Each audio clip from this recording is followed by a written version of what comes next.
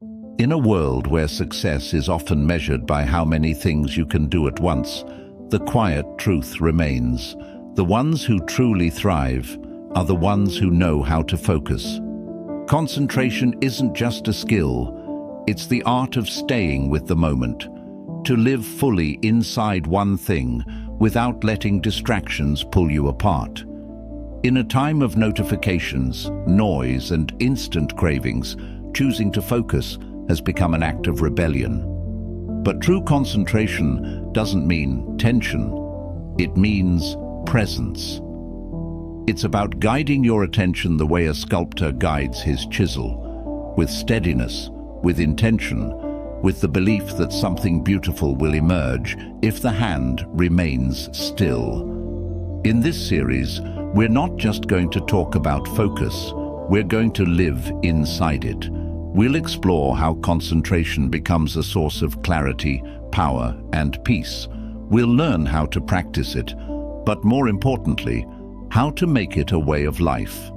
Because every real change begins on the inside. At the moment, you decide to stop scattering your energy and instead choose to direct it toward what matters, toward what's real, and that's where this journey begins. Fundamentals of concentration. Learn to command your attention from within. We often think of concentration as something mechanical, like narrowing your gaze, silencing your phone, sitting upright, and just grinding through the task in front of you. But true concentration is far more than that. It's not just about willpower or discipline, it's about alignment. It's the art of uniting your mind, your emotions, and your intention behind one clear aim, so that nothing feels divided inside you. Concentration begins with awareness, and this is something most people miss. You can't focus on something deeply if you're not even aware of where your attention is going. We live in a world of subtle drift. You open your phone to check the time, and 15 minutes later, you're scrolling through headlines you didn't even want to read. You sit down to work, and somehow you end up reorganizing your desktop, checking your emails, or daydreaming about a conversation from last week. Your attention slips, not because you're weak, but because you haven't trained your mind to return to the present moment. It's not a flaw, it's a habit, and like all habits, it can be retrained. Think of your attention like a flashlight. Most people wave it around in the dark, hoping it lands on something important. But if you hold it steady, if you shine it with intention, you begin to see clearly. The distractions don't disappear, but they no longer dominate. Concentration gives you that control. It lets you decide what deserves your light and what doesn't. But that control doesn't come instantly. It's a skill you build over time, with small acts of conscious choice. When you're reading and your mind wanders, you gently bring it back. When you're in conversation and you feel the urge to check your phone, you resist and lean in. These are the quiet micro movements that retrain the mind. They seem insignificant in the moment, but over time, they transform how you live, how you work, how you think. Many people think they need motivation to concentrate, but that's a trap. You don't wait to feel focused.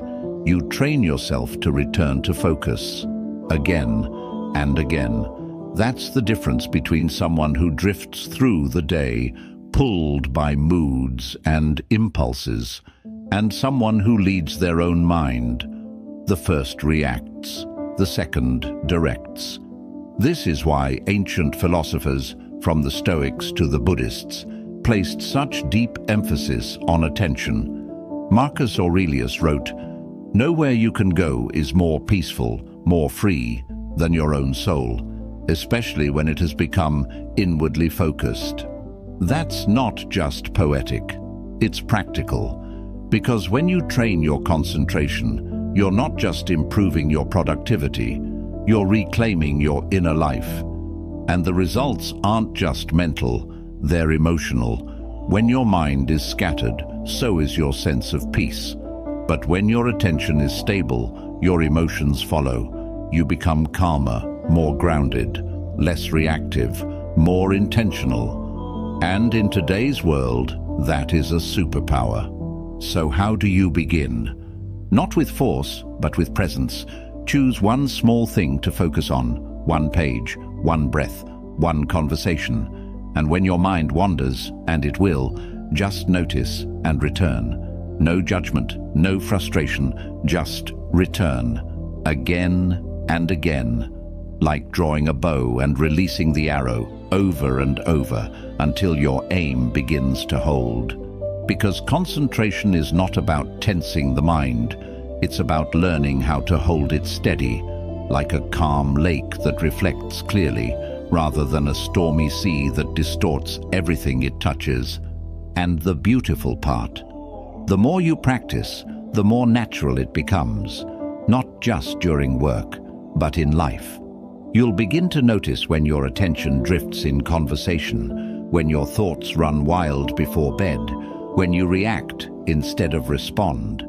And in those moments, you'll have a choice, a space, a pause. That pause is where power lives. You don't need to master everything at once. Just begin with awareness. Just begin with one moment. Because once you learn how to guide your attention from within, you stop being controlled by the outside. And that's when focus stops being a task and becomes a way of being. Concentration in action, how to stay present and get real work done. There's a difference between knowing the value of concentration and actually using it when it matters.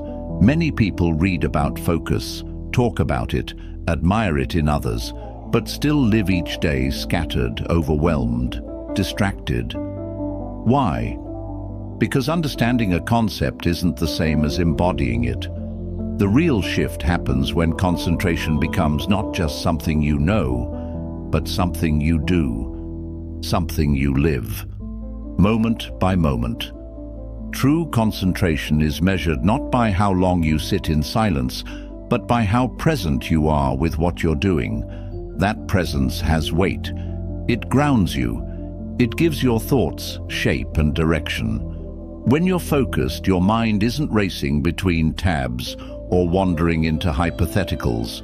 You're here, fully, with the task at hand, no longer divided between what you're doing and what you wish you were doing.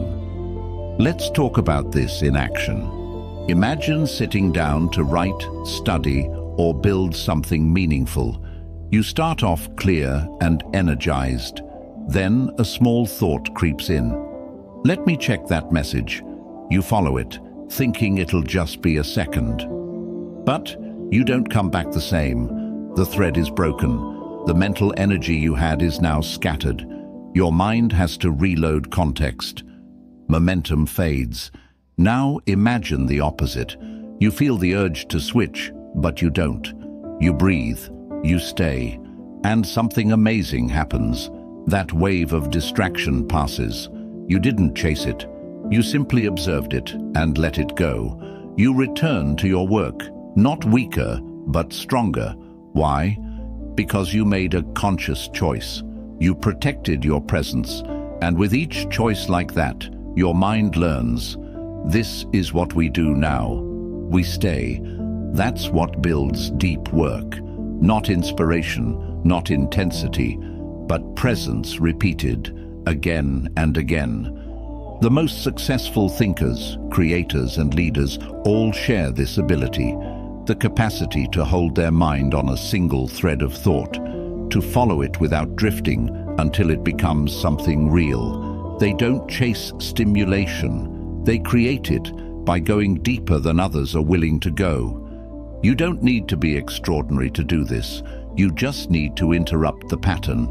When you feel yourself drifting, don't judge, don't panic, just notice, pause, return. If it happens 20 times in an hour, so be it. Every return is a rep. Every return strengthens your focus muscle. And over time, you'll need fewer returns. You'll stay longer. You'll think clearer. And the beauty is This applies to everything, not just creative work or study, even something as simple as a conversation. How often are we really listening, not just waiting for our turn to speak? Concentration in action means being there, fully, with your thoughts, your words, your body. The same goes for walking, eating, exercising, even resting. If you're always halfway somewhere else, mentally skipping ahead, checking out or planning what's next, you're never really alive in the moment you're living. Concentration is how we experience depth, and depth is what gives life meaning. There's a quiet kind of confidence that comes from this. When you know you can stay with something, despite urges to run, distract, or jump to something easier, you begin to trust yourself. Your mind becomes your ally, not your enemy. It stops pulling you away and starts helping you build. That's how real work gets done, not in frantic multitasking, not in bursts of half-finished effort, but in steady, directed presence. So ask yourself, what would your day look like if you truly stayed with what matters? If every hour had intention behind it, instead of impulse? If you focused not just when it was easy, but especially when it was hard? That's where the shift begins. When you stop letting attention be stolen and start offering it, deliberately. Because the way you do anything is the way you do everything. Concentration for self-mastery, discipline, willpower, and the battle within. Most people want control over their lives, but ignore the one battle that matters most, the one happening inside their own mind. They want success, but let their impulses lead them. They want peace, but let every emotion dictate how they respond. They want clarity, but allow constant distraction. The truth is, self-mastery begins where concentration begins, at the edge of that internal conflict between what you want now and what you want most. Let's be honest, concentration isn't always exciting. It's not glamorous. It often feels boring, slow, repetitive. But that's exactly why it's powerful. It trains you to stay steady when your emotions pull in every direction. It teaches you to resist the urge to quit when discomfort shows up. That's the hidden power most people never develop. The ability to say, no, I'm not following that thought. I'm staying here. Discipline is not about punishment. It's about alignment. Choosing actions that serve your long-term values, not your short-term mood. And focus is the vehicle that carries you through that decision. Every time you bring your attention back from temptation, whether it's procrastination, fear, craving, or laziness, you're building a kind of mental armor. Not the hard, rigid kind, but a quiet, durable strength. One that holds even when life doesn't cooperate. Willpower, too, is misunderstood. It's not a heroic moment of resistance. It's dozens of small, invisible acts. Waking up when you said you would. Finishing the last 5 minutes of work you wanted to avoid. Saying no when your body says yes, but your values say wait. All of these moments are rooted in concentration, the ability to keep your attention on your goal, even when your feelings pull away from it. It's easy to say, I can focus when I want to, but the real question is, will you? That's where the real growth happens. When you begin to notice how often your mind tries to escape, how often it wants to jump, click, switch, pause, avoid, and instead of giving in, you simply stay. You choose presence. That's not just mental training, that's character, because the ability to direct your attention is the foundation of every meaningful act in your life. Learning, listening, committing, loving, creating, healing, leading. Without focus, all of it becomes fragmented. With it, all of it becomes powerful. Think about the habits you want to change. Whether it's smoking, overthinking, negative self-talk, impulsive decisions, or wasting time, these are not just behavior problems, they're concentration problems. Your attention is locked into an old loop. The habit exists because your focus keeps returning to it, feeding it, rehearsing it, believing in it. But when you take that attention away, when you bring it back to the present, to your values, to your actions, you start starving the habit. That's how real change begins. Not with guilt, not with willpower alone, but with the direction of attention. And that direction can only be trained, not forced. Start small. When you brush your teeth, just brush your teeth. When you eat, just eat. When you feel restless, stay with it for 60 seconds instead of escaping. You'll notice the mind resists. It wants to move. But the more you return, the more you reclaim. Over time, you build something stronger than discipline. You build trust in yourself. You begin to see that you don't have to act on every impulse. You don't have to obey every thought. You can hold the line. You can lead yourself. And that feeling, the quiet knowing that you are in charge of your mind, is one of the most powerful, liberating truths you can experience. So if you want to master your life, don't start with external goals. Start with attention. Start with one act of staying when you want to flee, one moment of silence when you want to speak, one breath of focus when you want to distract. Because mastery doesn't begin in what you do. It begins in what you choose not to abandon. Concentration and success. Why depth wins over hustle.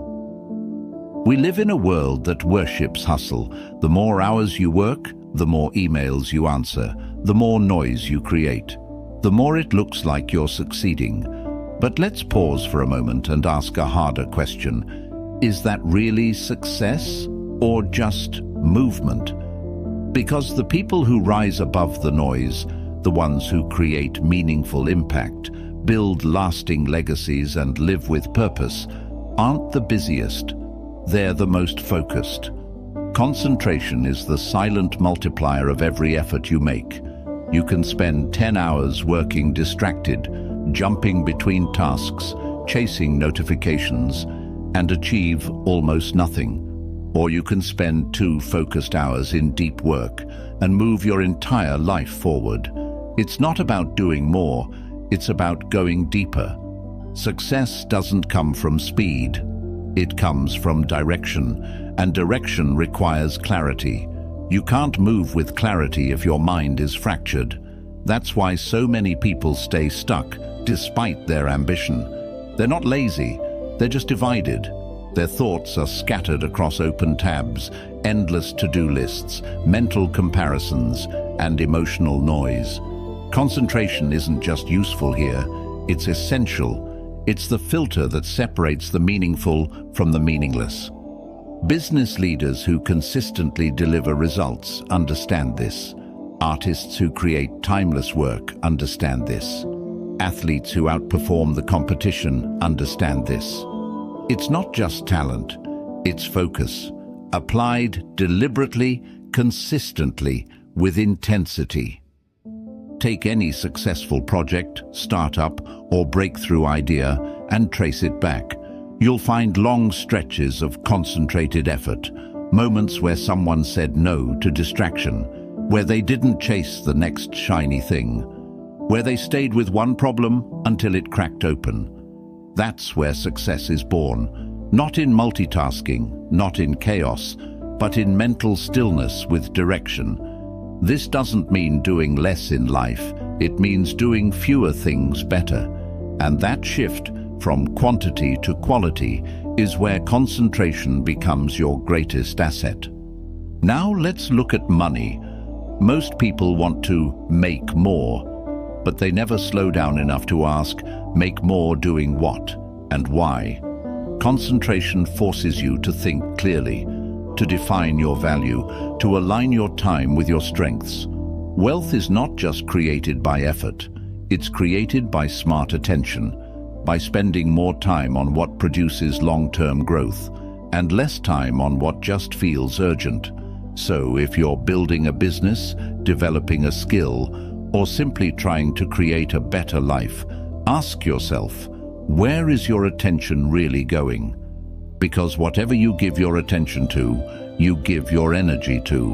Whatever you concentrate on, you feed. And what you feed grows. That includes your fears, your doubts, your distractions, but also your goals, your skills, your confidence. It's all a matter of deliberate focus. This is why some people seem to make massive progress in short periods of time. They don't have more talent, they just remove the noise. They know how to sit with one task until it's done. They don't need 5 projects, they master one. They don't seek 100 connections, they go deep with a few. That depth pays off in the long run. It creates trust, quality, and momentum. Even in your personal life, focus matters. In conversations, in relationships, in decisions. Being fully present is a rare and powerful trait. It makes people feel heard. It builds bonds that surface-level attention can't create. So when you concentrate, you're not just improving output. You're improving connection. You're living with integrity because your mind and your body are in the same place, doing the same thing, with the same purpose. And here's the paradox. When you stop chasing everything, you start achieving the right things. You stop trying to do it all, and finally start doing what matters most. So if you want real success, stop asking, how can I do more? And start asking, what deserves my full attention?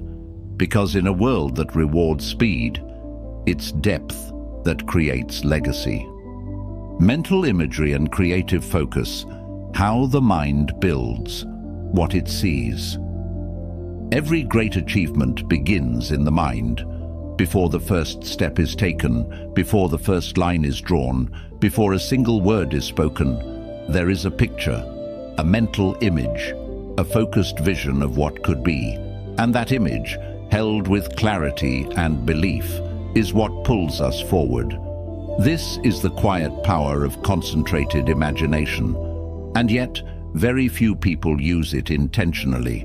We're taught to think, to analyze, to plan, but we're rarely taught to visualize, to deliberately hold an image in our minds, not as a fantasy, but as a blueprint, a target, a magnet, something to build toward. That's where concentration takes on a new dimension, not just as a tool for doing, but for becoming. What you consistently imagine, you begin to move toward, whether you realize it or not. Your subconscious mind doesn't argue. It receives. It accepts repeated thoughts as commands. That's why vague goals produce vague results, and why scattered minds produce scattered lives. The mind needs direction, and that direction is set by the pictures you hold in front of you, again and again. This is not about blind optimism or positive thinking. It's about mental clarity with emotional intensity. When you combine a focused image with steady attention and action, you begin to shape your internal world, and eventually, the outer world follows. Think of a sculptor. They don't just start hammering stone. They begin with a vision, a clear sense of what they want to create.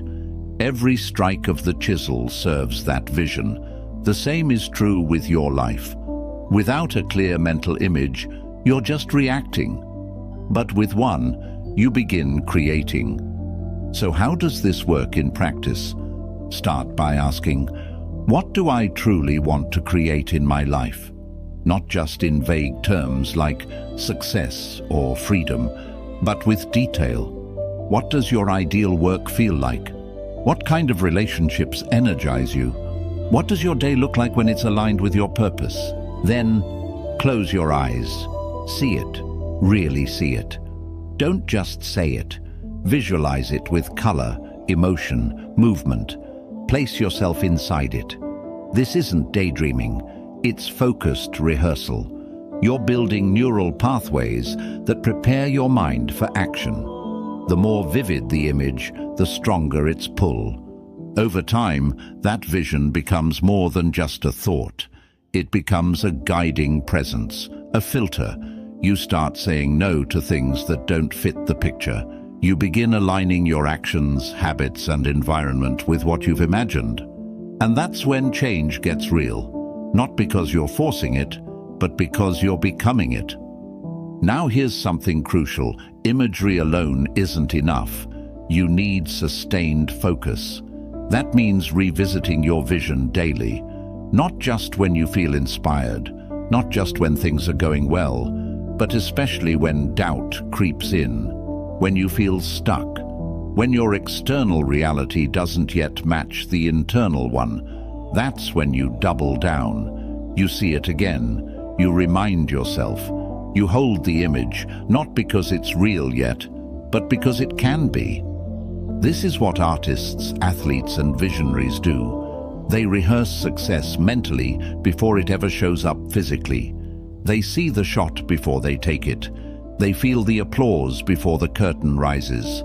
They write the words before the page is filled. Not because they're lucky, but because they've trained their focus.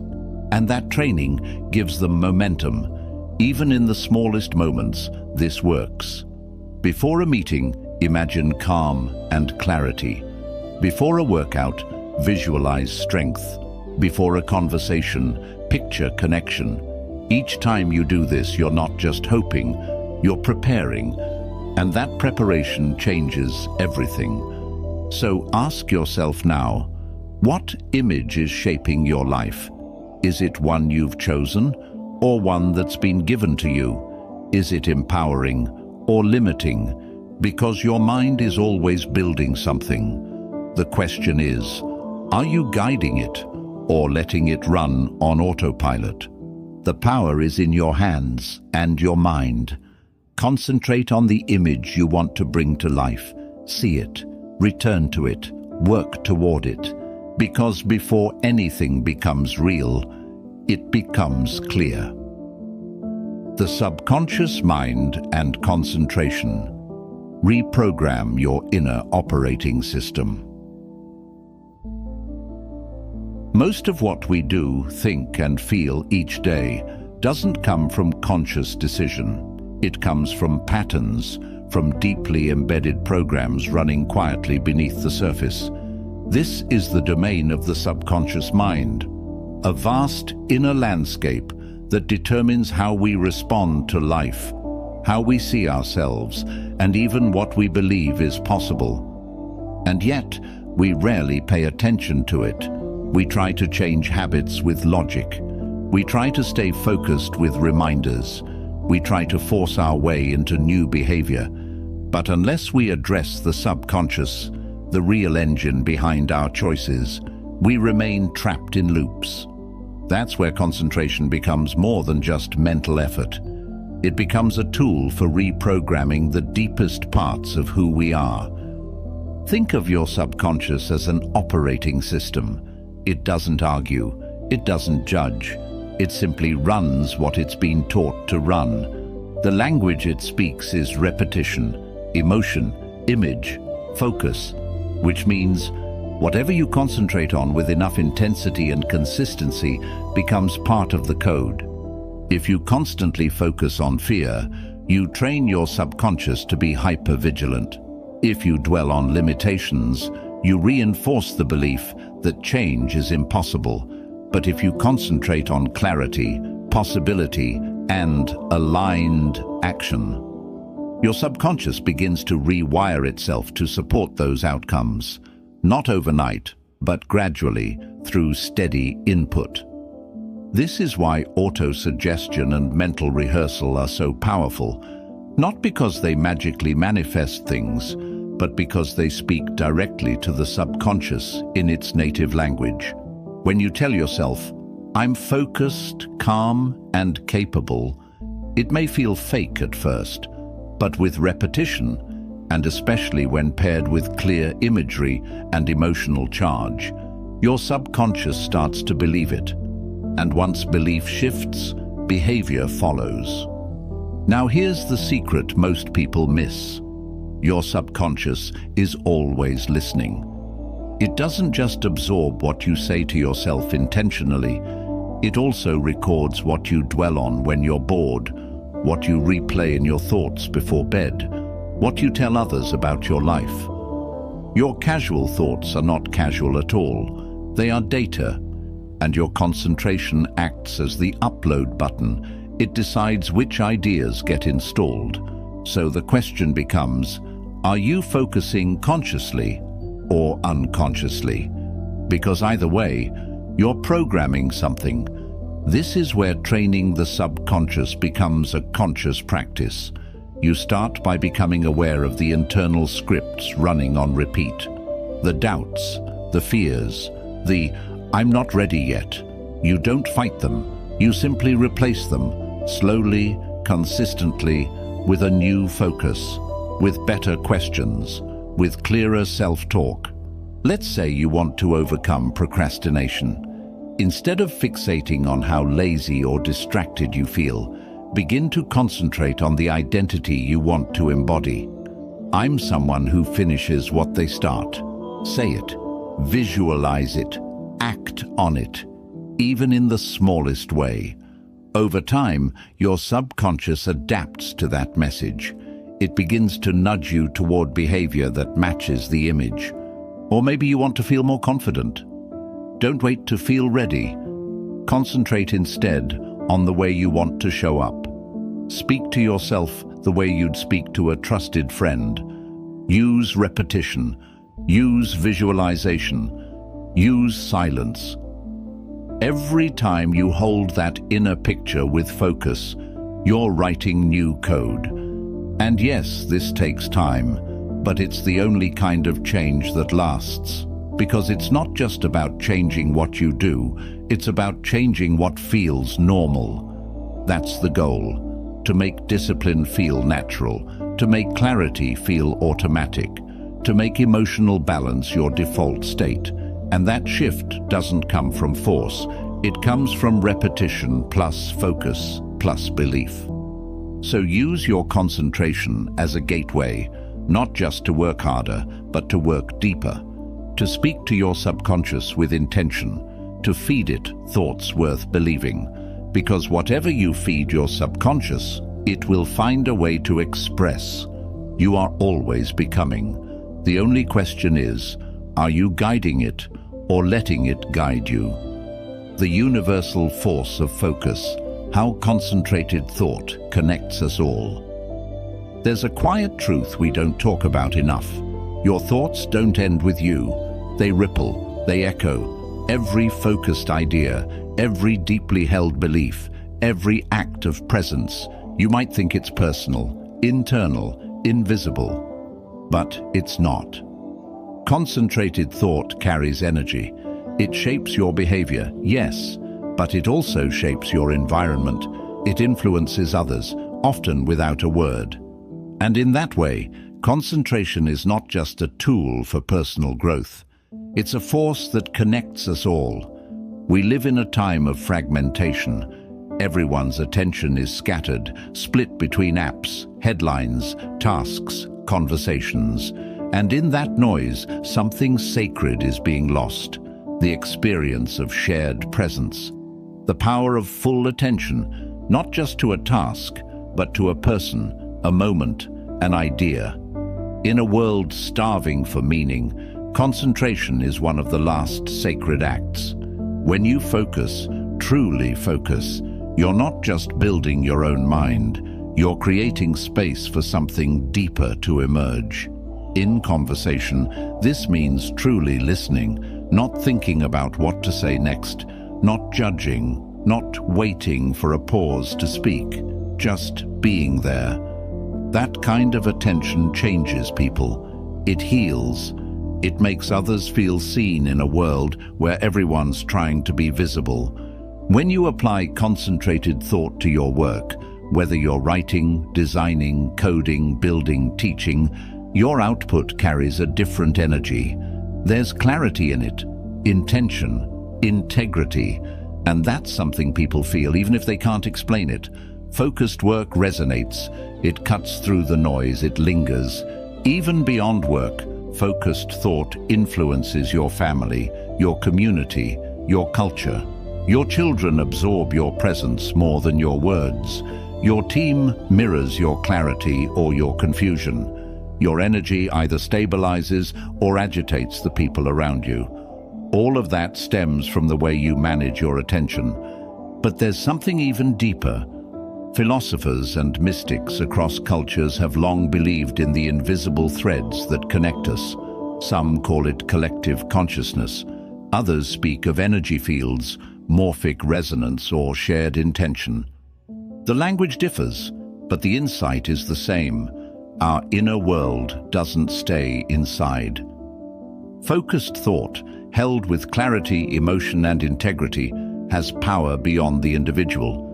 Think about moments in history where a single concentrated vision changed everything. A leader refusing to back down. A scientist locked into a problem until the breakthrough came. A movement that began with an idea and spread through minds like wildfire. None of that happens by chance. It happens when thought becomes focused, and focus becomes contagious. When you direct your attention with purpose, you become part of something larger than yourself. You become a signal in a world of static, and others, whether consciously or not, begin to align with that frequency. Your discipline becomes their permission. Your clarity becomes their mirror. Your presence becomes their anchor. This isn't about control, it's about contribution. We are always influencing each other with every thought, every action, every moment of silence or presence. Concentration is how we choose to influence consciously. So how do we tap into this universal force?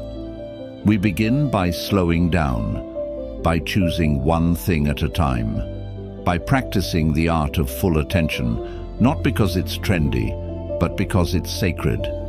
We begin by focusing not just on what we want to achieve, but on how we want to show up, what energy we want to carry, what impact we want to leave behind.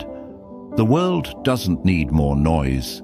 It needs more people who are deeply rooted in themselves, people who can sit with an idea long enough to understand it, people who can listen long enough to hear what's really being said, people who can work long enough to make something that matters. You can be one of those people, but only if you choose to direct your mind, not once, not sometimes, but as a way of life. Because in the end, focus is not just how you think, it's how you connect. And that connection, mind to mind, heart to heart, thought to thought, is the thread that holds this world together. You've just taken a journey, not through theory, but through the inner terrain of your own mind, through attention, discipline, imagination, action. You've seen what concentration really is, not just silence or stillness, but presence, intention, power. And now, the question is no longer, can I focus?